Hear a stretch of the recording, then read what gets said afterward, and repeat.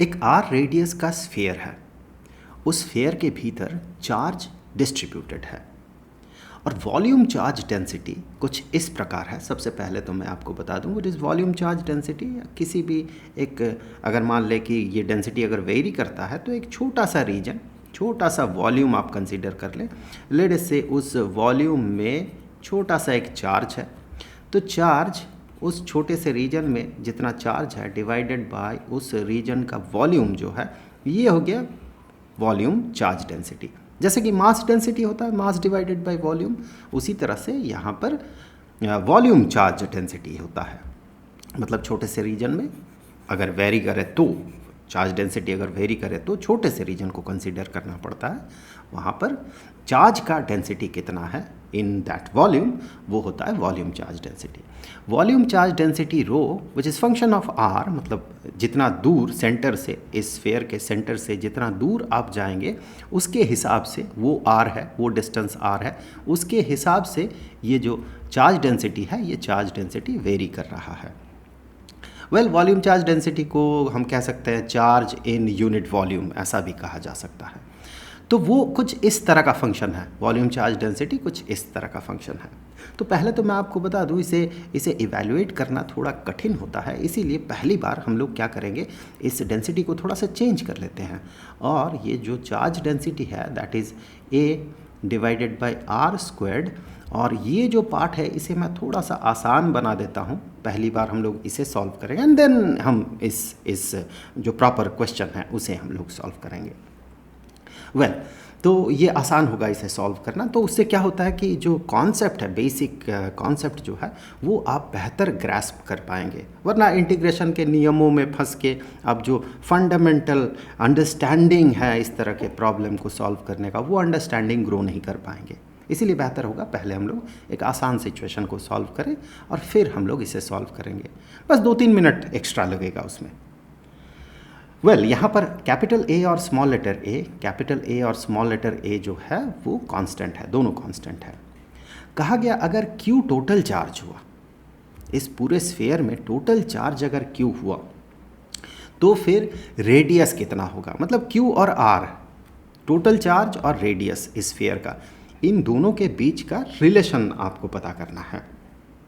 Okay, तो अगर मैं इस स्फीयर को समझने के लिए इस स्फीयर को थोड़ा सा काट लेता हूँ इस तरह से, और हम ये पाते हैं कि लेट से एक छोटा सा रीजन हम कंसीडर कर रहे हैं, ये एक छोटा सा वॉल्यूम यहाँ पर कंसीडर कर रहे हैं विच इज़ लेट से कि R1 डिस्टेंस दूर है, ये R1 डिस्टेंस दूर है। तो फिर यहाँ का वॉल्यूम चार्ज डेंसिटी जो होगा, अगर हम इस इक्वेशन को लेते हैं तो इस इक्वेशन के हिसाब से इस यहाँ पर जो चार्ज डेंसिटी होगा that charge density will be A divided by R1 into e to the power negative 2R1 divided by A, अगर मैं इस वाले एक्सप्रेशन से इसे पता करूँ तो। और वैसे ही अगर एक रीजन मैं थोड़ा सा दूर कंसीडर करता हूँ, थोड़ा सा दूर, और ये बहुत छोटा सा रीजन है और ये रीजन लेट से कि R2 है, तो ऑब्वियसली यहाँ पर और यहाँ पर इन दो जगह पे जो चार्ज डेंसिटी होगा वो सेम नहीं होगा। अब की बार यहाँ पर जो चार्ज डेंसिटी आपको दिखेगा वो होगा A डिवाइडेड बाय, यहाँ पर स्क्वायर होता R2 का square e to the power negative 2 into R2 divided by A। तो देखिए डेंसिटीज़ यहाँ पर वेरी कर रहा है। अगर ये छोटा सा वॉल्यूम dV हुआ और यहाँ पर का चार्ज अगर dQ हुआ, तो ये छोटा सा चार्ज यहाँ पर जो सिचुएटेड है उसके लिए हम कह सकते हैं because charge density is equal to the charge situated there divided by वो छोटा सा जो वॉल्यूम है। तो यहाँ से हम कह सकते हैं कि वहाँ पर उस रीजन में, इस वाले रीजन में जो छोटा सा चार्ज होगा that is equal to rho into dV, और यहाँ पर रो का value will be this one. So आप इसे ऐसे भी कह सकते हैं कि dQ is equal to rho के जगह पे A divided by R1 squared, हम इस जगह का चार्ज पता कर रहे हैं, R1 squared into e to the power negative 2 into R1 divided by A, और उसके साथ जो छोटा सा वॉल्यूम है उसे मल्टीप्लाई कर देंगे हम लोग।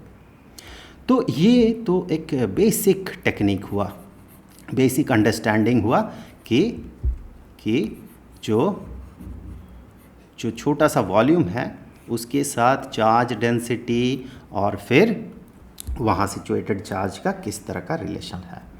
अब हम लोग क्या करेंगे, इसे सॉल्व करने का कोशिश करेंगे।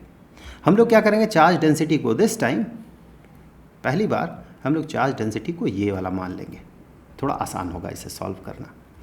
अब क्या करते हैं, इसी स्फीयर को मैं यहाँ पर ड्रॉ कर लेता हूँ, ये इसका सेंटर है स्फीयर का। हम क्या करेंगे, यहाँ पर एक पतला सा शेल, बहुत पतला शेल एक कंसीडर करेंगे, एक बहुत पतला शेल जो कि r डिस्टेंस दूर है, r डिस्टेंस दूर है, और इसका जो थिकनेस है, दिस थिकनेस, ये जो थिकनेस है, दैट थिकनेस इज dr, बहुत छोटा, इनफाइनाइटेसिमल थिकनेस। इससे होगा क्या, हम मान सकते हैं कि इस पूरा शेल के भीतर, ये स्फेरिकल शेल के भीतर हर जगह पे चार्ज डेंसिटी बराबर है, हम ये मान सकते हैं क्योंकि ये इतना पतला है, बहुत पतला है। अब यहाँ पर कितना चार्ज रहेगा, टोटल कितना चार्ज रहेगा इस शेल के भीतर, और फिर पूरा स्फीयर जो है ऐसे ही पतले पतले पतले पतले शेल्स बनाकर हम पूरा स्फीयर बना सकते हैं, मतलब हमें इंटीग्रेट कर देना होगा। अगर इंटीग्रेशन का कॉन्सेप्ट आपका क्लियर नहीं है तो इंटीग्रेशन के लिए जो बेसिक अंडरस्टैंडिंग वाला वीडियो है वो आपको बेसिक मैथमेटिक्स फॉर फिजिक्स वाले प्लेलिस्ट में मिल जाएगा, उसका लिंक भी आपको डिस्क्रिप्शन बॉक्स में मिल जाएगा। और साथ ही साथ इलेक्ट्रिक चार्ज एंड फील्ड का जो चैप्टर है, एनसीईआरटी का जो भी टॉपिक्स है उनका जो प्लेलिस्ट है उसका भी लिंक आपको नीचे डिस्क्रिप्शन बॉक्स में मिल जाएगा। और साथ ही साथ IIT-JEE मेन के लिए जो प्रीवियस ईयर्स क्वेश्चन हम लोग सॉल्व कर रहे हैं उन सारे वीडियोज़ का जो प्लेलिस्ट है उसका भी लिंक आपको नीचे डिस्क्रिप्शन बॉक्स में मिलेगा। खैर आगे बढ़ते हैं। सबसे पहले तो देखिए यहाँ पर चार्ज जो सिचुएटेड है, late us say that charge is, इस शेल में जो सिचुएटेड है दैट इज़ dq। अब कैसे पता करेंगे वो dq कितना होगा, तो देखिए यहाँ पर जो चार्ज डेंसिटी होगा हर जगह पे, इस शेल के भीतर हर जगह पे वो चार्ज डेंसिटी बराबर होगा, बिकॉज हर एक पॉइंट r डिस्टेंस दूर है। हाँ, इसका एक थिकनेस है, एक ऑब्वियसली थिकनेस है, लेकिन वो थिकनेस इतना पतला है कि जो वेरिएशन होगा चार्ज डेंसिटी का वो उसे हम इग्नोर कर सकते हैं। इनफाइनाइटेसिमल डिस्टेंस है ये, मिनिमम से मिनिमम पॉसिबल डिस्टेंस है ये। खैर अब देखिए ये चार्ज कितना होगा, डेंसिटी तो हर जगह पे सेम है, और यहाँ पर चार्ज डेंसिटी होगा कितना, यहाँ पर चार्ज डेंसिटी होगा कितना। यहाँ अगर इस इक्वेशन को पहले हम लोग इस एक्सप्रेशन के हिसाब से इस प्रॉब्लम को सॉल्व करें तो फिर हम पाएंगे कि यहाँ पर चार्ज डेंसिटी जो रो है that will be equal to a divided by r squared और into e to the power r। ये चार्ज डेंसिटी हो गया। अब देखिए इस छोटे से रीजन में हर जगह पे उतना ही चार्ज डेंसिटी है। अब हमें अगर ये पता करना है कि टोटल चार्ज कितना होगा तो हमें पता करना होगा वॉल्यूम कितना होगा यहाँ का, इस शेल का वॉल्यूम। तो शेल का वॉल्यूम जो है ये तो बहुत छोटा होगा, dv, and that is equal to, that dv is equal to, यहाँ पर हम तो सबसे पहले भीतर वाला जो शेल है, भीतर वाला शेल का जो इंटरनल पार्ट है उसका अंदर वाला सरफेस एरिया अगर देखें तो that will be equal to 4 pi r squared, और उसके साथ चूंकि dr बहुत छोटा है तो उसके साथ dr को मल्टीप्लाई कर दे तो इसका वॉल्यूम निकल जाएगा। मतलब एक शेल है, इसका अंदर वाला हिस्सा है ये, तो इसका जो एरिया होगा उसके साथ इसका जो थिकनेस है, पतला सा जो थिकनेस होगा इसका, उसे मल्टीप्लाई कर दे तो फिर हमें उस शेल का वॉल्यूम मिल जाता है। तो ये तो हो गया वॉल्यूम। अब जैसे कि हम देख रहे थे कि dq divided by dv is equal to charge density, तो यहाँ से हम कह सकते हैं कि dq हमें चाहिए, यहाँ पर शेल के भीतर कितना चार्ज है, that dq will be equal to rho charge density into उसका वॉल्यूम। तो यहाँ पर वॉल्यूम तो हमने पता कर लिया है, वॉल्यूम के साथ चार्ज डेंसिटी को मल्टीप्लाई कर देंगे तो हमें इस रीजन का जो छोटा सा चार्ज है dq वो पता चल जाएगा। So dq is equal to the charge density, the volume charge density a divided by r squared into e to the power r। इसके साथ इस वॉल्यूम को मल्टीप्लाई कर देंगे, 4 pi r squared into dr। तो यहाँ से आप पाएंगे ये r स्क्वायर्ड और ये r स्क्वायर्ड कैंसिल हो जाएगा और हमारे पास क्या बचा हुआ रहेगा, a r स्क्वायर्ड। तो माफ़ कीजिएगा a e to the power r squared, तो मैं पहले 4 लिखता हूँ, ये वाला 4 पाई ए लिख देता हूँ मैं, 4 पाई कैपिटल ए, और फिर 4 पाई ए हो गया, फिर e to the power r d are.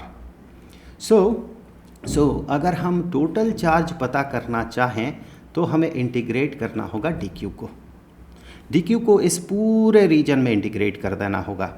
तो यहाँ से हम कह सकते हैं Q इज़ इक्वल टू इसी का इंटीग्रेशन, तो चूँकि 4 पाई और A ये सारे कांस्टेंट्स हैं, ये डिपेंड नहीं करता है R पे, इसीलिए इसे हम इंटीग्रेशन के बाहर ले जाते हैं। चलिए बाद में ले जाएंगे बाहर, पहले मैं ये कह दूँ Q is equal to integration of d q, तो डी क्यू का वैल्यू है ये डी क्यू का वैल्यू है ये। सो इसे हम इंटीग्रेट कर रहे हैं, किसके रेस्पेक्ट में हो रहा है इंटीग्रेशन, R के रेस्पेक्ट में हो रहा है इंटीग्रेशन, और पूरे स्फीयर में इंटीग्रेट करना है। तो पूरे स्फीयर में R का मिनिमम वैल्यू और मैक्सिमम वैल्यू क्या होगा, वही होगा लोअर लिमिट और अपर लिमिट। तो यहाँ पर R का जो मिनिमम वैल्यू होगा हम कहाँ से कंसिडर करेंगे, बिल्कुल यहाँ से चार्ज बनना शुरू हो रहा, चार्ज रहना, फिर इस तरह से चार्ज हर जगह पे है, हर जगह पे है, कहाँ तक है, पूरे R का वैल्यू, फाइनली R का वैल्यू बिल्कुल इस आउटर रीजन में, सरफेस में R का वैल्यू क्या होगा, कैपिटल R होगा, और बिल्कुल शुरुआत में R का वैल्यू क्या होगा, यहाँ पर 0 होगा। सो lower limit 0, upper limit capital R। So यहाँ इंटीग्रेट कर रहे हैं, 4 पाई ए कांस्टेंट होने के कारण उन्हें बाहर भेज दे रहे हैं, और e to the power r d r limit from 0 to r। जब e to the power r dr इसे हम इंटीग्रेट करते हैं तो e टू द पावर जो r है, यहाँ पर एक मज़ेदार बात यह है कि e to the power r इसे जब हम r के रेस्पेक्ट में डिफरेंशिएट करते हैं तो e to the power r ही मिलता है। चूँकि इंटीग्रेशन डिफरेंशिएशन का ओपोजिट है, तो इसे जब हम इंटीग्रेट करेंगे dr के रेस्पेक्ट में तो हमें e to the power r ही मिलता है। ये सब हमने बिल्कुल बेसिक जो वीडियो था इंटीग्रेशन का, वहाँ पर हम लोगों ने देखा था, जिसका प्लेलिस्ट आपको यहाँ डिस्क्रिप्शन बॉक्स में मिलेगा। सो ये बन जाएगा 4 पाई ए इंटू, इसे जब हम इंटीग्रेट करेंगे तो ये e to the power r ही बनेगा, और इसका लिमिट है 0 टू r। और लिमिट को कैसे पुट किया जाता है, यहाँ पर इस एक्सप्रेशन में पहले अपर लिमिट माइनस फिर उसी एक्सप्रेशन में लोअर लिमिट।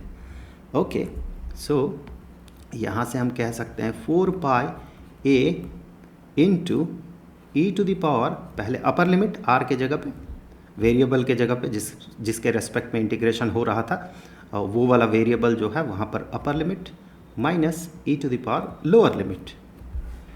तो यहाँ से आप देखें that will be equal to 4 pi a into e to the power r minus 1। So Q का वैल्यू है ये, टोटल चार्ज का वैल्यू है ये, और ये कैपिटल R होगा, कैपिटल R। सो यहाँ से आगे हम कहेंगे कि Q divided by 4 pi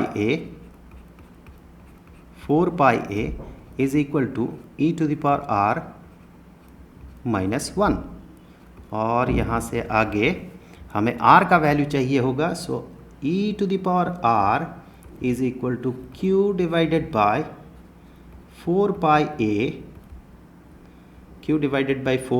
a, और ये -1 जो है इस साइड में जाएगा तो +1 हो जाएगा, इसके साथ जुड़ेगा तो +1 हो जाएगा। अब e to the power r से हमें अगर r पहुंचना है तो आप देखिए, हमें पता है लॉगरिदम जब हम यूज़ करते हैं तो हमें पता है अगर 2 टू द पावर 3 अगर ये 8 होता है तो इसी को हम लिख सकते हैं log of 8 log of this number to the base 2 is equal to 3। मतलब 2 का कितना पावर 8 होगा, 2 का थर्ड पावर जो है ये 8 होता है। सो इसे इस तरह से भी रिप्रेजेंट किया जाता है। तो यहाँ पर हम log का कॉन्सेप्ट यूज़ करेंगे तो r के लिए हमें वैल्यू मिल जाएगा। सो हम कहेंगे कि log ऑफ q divided by 4 pi a plus 1, और to the base e is equal to R. तो आर और क्यू के बीच का रिलेशन आपको मिल गया। तो हम यहाँ से ऐसे भी कह सकते हैं कि r is equal to log to the base e को कहा जाता है नेचुरल लॉगरिथम ln। ये भी हमने जब लॉग पढ़ रहे थे उसी प्लेलिस्ट में आपको वीडियो मिलेगा, basic mathematics for physics, link description box में रहा। और ये हम इसे ऐसे रिप्रेजेंट कर सकते हैं इसी चीज़ को। सो r का वैल्यू q के रेस्पेक्ट में कुछ इस तरह से मिलेगा, q के फंक्शन में। सो अब मुद्दा आता है ये कि हम इसे सॉल्व करेंगे प्रॉपर क्वेश्चन में जो था उसके हिसाब से हम इसे अब सॉल्व करेंगे। तरीका यही होगा, सेम वे। लेकिन अब जो चार्ज डिस्ट्रीब्यूशन है, वॉल्यूम चार्ज डिस्ट्रीब्यूशन है, वो वॉल्यूम चार्ज डिस्ट्रीब्यूशन चेंज हो जाएगा। वॉल्यूम चार्ज डिस्ट्रीब्यूशन अब हम लोग जो क्वेश्चन में दिया गया है वॉल्यूम चार्ज डिस्ट्रीब्यूशन उसी को यूज़ करेंगे। तो फिर यहाँ से वॉल्यूम तो इतना ही होगा, इस छोटे से शेल का वॉल्यूम। लेकिन चार्ज जो है उसके लिए जो चार्ज डेंसिटी का एक्सप्रेशन हम यूज़ कर रहे थे, ये चार्ज डेंसिटी का एक्सप्रेशन चेंज हो जाएगा।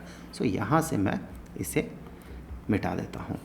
सो ये तो ज्यों का त्यों रह जाएगा। देखते हैं आर स्क्वायर्ड कटेगा कि नहीं इस बार।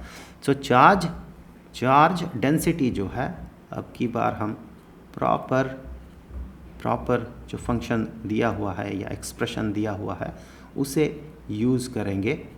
तो कुछ इस तरह का, अब यहाँ पर भी आर स्क्वायर्ड कैंसिल हो रहा है इस आर स्क्वायर्ड के साथ। सो एक बार मैं इसे फ्रेश लिख लेता हूँ। तो ये बन गया 4 pi a into e to the power negative 2r divided by a, और यहाँ पर dr। तो फिर सिमिलर वे से हमें यहाँ पर इंटीग्रेट करना है। q is equal to integration of dq। So integration of 4 pi a e to the power negative 2r divided by small letter a into dr। So limit अब की बार भी वही 0 टू r। सो यहाँ से हम 4 pi a को बाहर निकाल लेते हैं और इंटीग्रल के अंदर जो इंटीग्रल बनेगा, इंटीग्रेशन के अंदर e to the power negative 2r divided by a dr from 0 to capital R। अब जब इसे हम इंटीग्रेट करेंगे, आप यहाँ एक चीज़ तो देख ले, डिफरेंशिएशन अगर आपका क्लियर है तो आप ये जानते हैं कि e to the power let us से negative 2r divided by a, इसे r के रेस्पेक्ट में हम डिफरेंशिएट अगर करें तो हमें क्या मिलता है। देखिए, सबसे पहले तो e का पावर है ये, तो इसे ज्यों का त्यों हम रख सकते हैं e to the power negative 2r divided by a। अब चूँकि यहाँ पर r नहीं है तो यहाँ पर ये जो r का एक फंक्शन है इसे r के रेस्पेक्ट में डिफरेंशिएट कर देना पड़ता है। तो इसे जब हम r के रेस्पेक्ट में डिफरेंशिएट करते हैं तो हमें मिलता है नेगेटिव 2 डिवाइडेड बाई a। तो फिर मेरा कहने का मतलब ये है कि इस पार्ट को अगर हम कर दे इंटीग्रेट तो हमें मिलता है ये। इस पार्ट को इंटीग्रेट करने से हमें मिलता है e to the power this one. Okay, so मैं एक बार यहाँ पर लिख देता हूँ e to the power negative 2r divided by a, इसके साथ मल्टीप्लाइड है नेगेटिव 2 डिवाइडेड बाई a। इसे अगर हम इंटीग्रेट कर देंगे तो हमें मिलेगा e to the power negative 2r divided by a। ठीक है यहाँ तक। अब देखने वाली बात ये है कि यहाँ से ये आप देखिए, चूँकि ये कांस्टेंट है तो कांस्टेंट को हम यहाँ बाहर रख सकते हैं इंटीग्रल के, और बाहर रखेंगे और बाहर रखने के बाद हम चूँकि ये मल्टीप्लाइड होगा, यही टर्म चूँकि मल्टीप्लाइड होगा नेगेटिव 2 डिवाइडेड बाई a और integration of e to the power negative 2r divided by a dr, that is equal to e to the power negative 2r divided by a। तो इस part को अगर हम इस side में ले जाएं तो हमें ये वाला इंटीग्रेशन मिल जाएगा जो कि हमें यहाँ सॉल्व करना है। तो इस साइड में ऑपोजिट साइड में जाएगा -2 डिवाइडेड बाई ए, तो ये हो जाएगा -a डिवाइडेड बाई 2। सो हम यहाँ से आगे ये कह सकते हैं 4 पाई a, और ये जो पार्ट है जो कि उल्टा हो जाएगा, multiplied with -2 divided by a, और उसके साथ ये बन जाएगा e⁻² डिवाइडेड बाई a, और इसका लिमिट है फ्रॉम 0 टू r। सो इसे अगर मैं एक बार यहाँ पर लिख देता हूँ तो आपके लिए ज़्यादा क्लियर होगा। यही चीज़ इंटीग्रेशन ऑफ, यहाँ से देखें आप, integration of -2r divided by a dr, that is equal to, ये टर्म जो है ये उल्टे तरफ आ गया तो a डिवाइडेड बाई 2 हो जाएगा, ये a divided by 2, obviously -a divided by 2, और फिर e⁻²r बाई a। और वही चीज़ मैंने यहाँ पर लिखा है। जब इस पार्ट को इंटीग्रेट हम कर रहे हैं तो यही -a डिवाइडेड बाई 2 है ना, तो मैं गलती से यहाँ पर 2 डिवाइडेड बाई a मैंने लिख दिया था। सो ये हो जाएगा -a divided by 2, -a divided by 2। Okay, so और ये वाला पार्ट यहाँ पर, चूँकि r यहाँ पर सिचुएटेड है इसीलिए हम यहाँ पर लोअर लिमिट और अपर लिमिट यहाँ पर पुट कर रहे हैं। जब हम इसे सॉल्व करते हैं तो -2 पाई a, 2 pi capital A small a,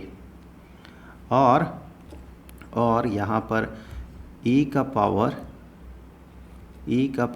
-2 upper limit बैठा रहे हैं हम लोग, -2r divided by a minus lower limit e⁻r के जगह पे 0 जब पुट करेंगे तो ये e⁻0 हो जाएगा।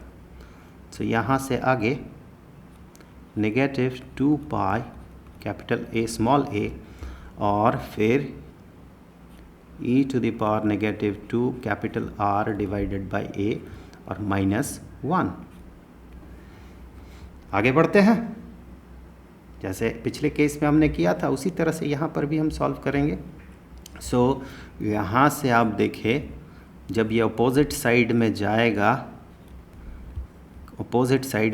तो ये हो जाएगा -q divided by 2 pi a, ये इसे हम लोग इस साइड में भेज रहे हैं, and that is equal to e⁻² divided by a -1।